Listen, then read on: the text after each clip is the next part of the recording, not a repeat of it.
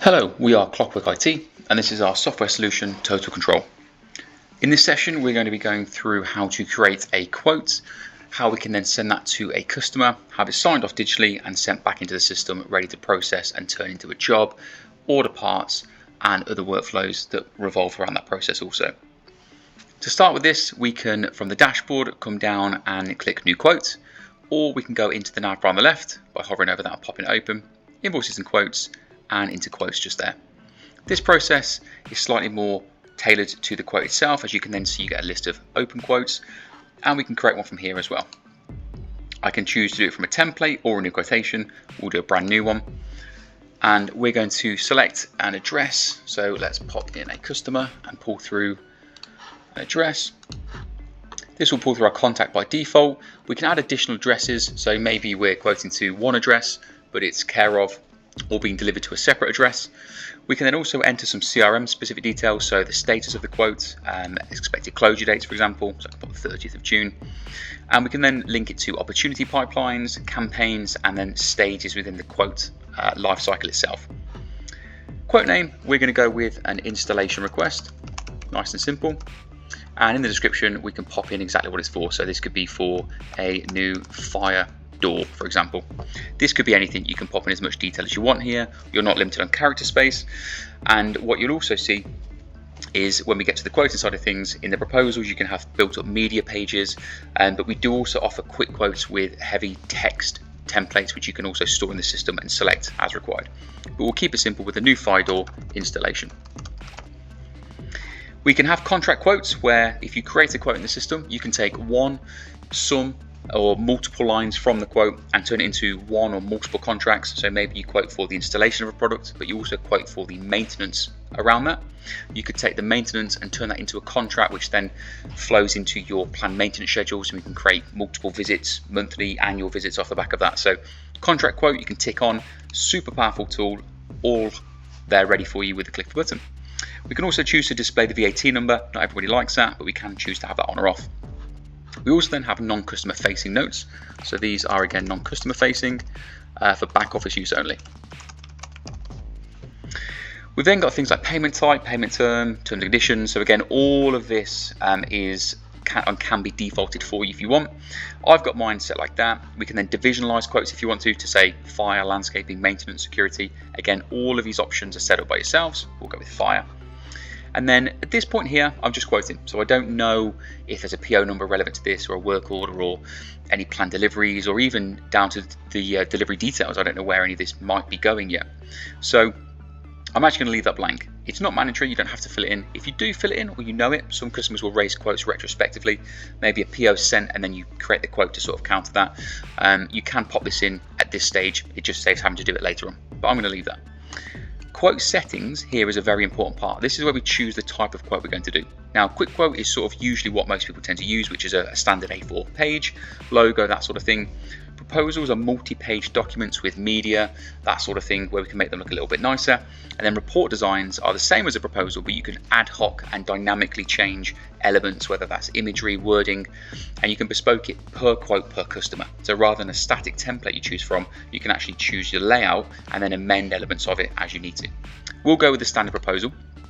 And then I'm going to choose what proposal I want to use. So I can select my proposal. Now we've got lots of different options in here. I'm going to go with a new variant of our proposal here. And I'm going to save that down. And it's going to then take me into what most people are then used to sort of seeing more so as a quote screen, where I can start adding lines into this. Inside the quote, we get our quote number here, as you can see. It's actually the 60-second quote, so this is the quote number, and then this is the version. Now we do have, as you can see, version control in the system, so we could have version 2, 3, 4 as we go through the process. It will always let you know if you're in the latest version. We can store files and documents against quotes if you want to, and then obviously you can see you've got the full breakdown of data we've stored against this so far. Adding information to a quote couldn't be easier. You press the blue plus, you then get an individual quote line. I can do multiple things. So I can say drop a free type. So I can just type in what I want. I can give it a unit price, quantity, that sort of stuff. It's a bit slower, but a lot of customers use this for sort of maybe ad hoc quoting where they don't really have that specific element or that service stored as an item or a service, so they can just type it. We can just search. So we come in here, I can search for a product. So I can say fire door, and that's going to pull through anything I've got of that. Now I don't have fire door, but if we just search fire, for example, I can see I've got fire exit door. There we go, perfect. So we can search that, pull it through, I can click it, and I can add that in. It tells me my stock levels, have my buy and sell rates, all that sort of stuff. My details are pulled through. I can add it to the quote, it pulls it in, adds my description, and I can then change quantity if I need to. So I can say I want 3 of those or 400, and you can add them in. Now again, all of those ways are a little bit slow still, and a really easy way of adding multiple items into a quote is through what we class as bundles. Now, instead of searching for individual products, I can come into bundle and I can search for a bundle itself, and I can say I want to look at my fire bundle. And then what we do here is we have multiple products in one. Now, some customers will have 10, 15 different bundles, and each bundle might have 60 or 70 products, and they essentially use it as a pick list. So if the quantity is 0, the bundle item is ignored. But if I say I want 2 of those, I want 1 of those, and I need 5 of those, etc. But I don't really want that, so I want these 3 items here, and the buy here and the sell here is correct, that's fine. Or maybe you want to go and say, oh, okay, I actually need a 450% margin on this. I can change that, and it updates my price. So I can change all of these elements on the fly if I need to. Maybe the supplies change, so the buy cost changes, etc. I can also then press select, and it will now add those 3 lines in for me. So again, you'll see it's added in the ones I've got a quantity against, but it's completely ignored the one with the 0. Other things I can do per line are things like, is it monthly? So are we going to be doing this as a monthly cost? Do I display it on the quote? Do I hide it? Do we display or hide the delivery address? Is it a recurring item? If so, how often? So we can say every 3 months from the, I don't know, let's go with the 1st of July to the end of July.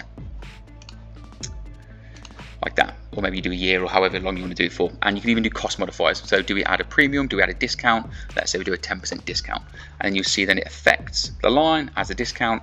Nice and easy. I'm going to keep it simple for this so you can see how it looks as standard.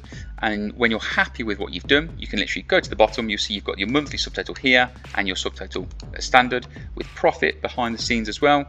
Nice and easy. I can save that process and lock in that version, and then we're able to then, when we're happy, send this off to the customer. This process can be done in multiple ways. Some customers will first of all come up here, they'll generate a PDF draft, they'll check the quote, make sure they're happy with it before sending it out. Now, to send it to a customer, we can do it in 2 ways. We can generate a PDF document, which will, as it says there with the pop-up, lock the quote. And when the quote is locked, it's assuming you're then going to send the PDF. It won't lock it if you do a draft, as you wouldn't send the draft, so it only does it on the main PDF. You can then send it to the customer, and they can then sign it off, return it, and process the quote in the system. Or we can send to the client directly, which we're going to do now. So I'll press send to client. That will do a page refresh, and that will then send them an email. They'll have a nice link with a button that allows them to access their quote digitally. We're going to cheat slightly, and we're actually going to go through the URL link itself, which is just here. You see it says sent now, so it's updated. What you'll also notice is we've got an approval details section here. Now, if, for example, I'd have maybe downloaded the PDF, at that point it would have locked the quote, this would have appeared, and I could then, when the customer sends it back, click approve quote, and I can then come in here, I can add who's done it, I can upload the signed PDF or maybe a screenshot of the email with a PO number, save it down, and it will then approve that quote for me with a manual internal process that I've just done. However, we want the customer to look at this digitally, so we're going to take this link, we're going to pop up here, and we're going to see how the customer can see it digitally. Now, you'll see I get a pop-up, and the customer won't see this. It's because I'm logged into the system. They also won't see the exterior. Obviously, I'm logged in, so I get the extra additional elements, but it lets me know the quote's been opened. As I sign it off, it's going to let me know it's been signed off. This is in our world, our proposal. So this is our newer version where we've just changed it. You can see we're part of Banyan Software, a bit of an About Us section, the software we use, the process behind how we work, through to the next steps, the cost breakdown just in there. So you see we've got our upfront costs with the breakdown, we've then got monthly costs with the breakdown, and a bit of a contact us, our CEO Chris, and then some details. So again, a nice, slightly more media-based proposal, which the customer, when they're happy, can go, yeah, that's fine, I can approve that. Can leave a name, so let's say it's Luke, and we'll go with manager, and we can then sign this off, nice and simple. We can supply a PO number, work order, and miscellaneous if applicable. If not, they can press save. That will then process through. I get another pop-up to let me know it's been approved. Both myself and the customer will receive an email to let us both know that it's been approved and it's signed off, which is all good. The customer can then close it down. They can't reapprove it or do anything like that, so it'll be locked for them as well. So they can then close this down. In this system here, if I refresh the page, you'll see that will change from sent to approved. If I was to come in the middle of the process and check that page again, it would have said opened as well. So we do track it at each stage and update that for you. But if I go down, you'll see that it's been signed off by me. I've got my IP address and my approved date and time, and all that's left me to do now is process this through and turn it into the next step of the process. So I can process the order. There's no job attached. Would I like to attach one? Yes or no? And then this will process me through. I can then, if I want to, order stock and parts through the PO process, or go straight to the job and schedule it down. We do have guides for both of these processes. So if you'd like to look at purchase orders, I highly suggest checking out that videos. We go into a lot of detail in that. And also if you'd like to check on how we log the job specifically, and also then go into scheduling, we have a guide for that also. If you've got any other questions around quoting and the process you've seen in this video today, feel free to give us a call. You can get us on 033 005 77170.